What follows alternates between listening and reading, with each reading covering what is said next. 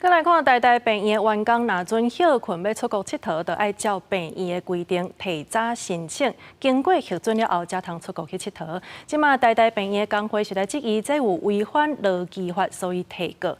今仔日一审判决出来啊，这法院是认定讲病院方面并无禁止员工来出国，所以判工会败诉。也那病院是表示尊重判决，工会是讲因会搁再研议上诉。行动要自由。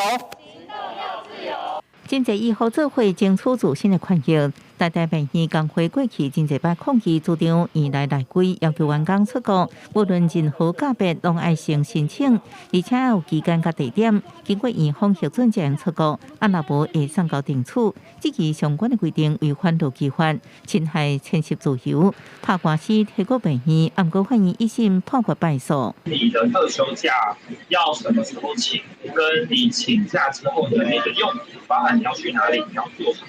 这些理论上完全是劳工的自主权。假设他人力真的有需要协调的时候，他可以与劳工来协商。可是他理论上没有任何的审查跟准护权。工会败诉是合议庭决定，医疗院所甲一般注重盈利的企业无同。因为社会公益的考虑，事前将员工出国伫病院面临紧急情形，严情紧调度人力，互医疗业务合理运作，而且相关的内规，敢若要求事前申请相关注意事项，无明定准拨权，也无发生过员工申请不准的情形，真歹认定有不当限制员工休困。工作安排上没有问题，不会妨碍到这个相关的业务的推动，然后比如说急诊还是要有人当班啊，等这些。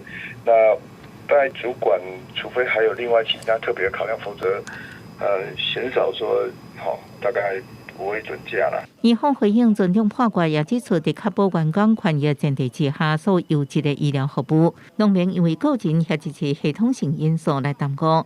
不过工会对一审结果表示遗憾，因为出国管控机制糟蹋医疗人员的权益。受到判决书了后，建议要搁提起上诉。记者综合报道。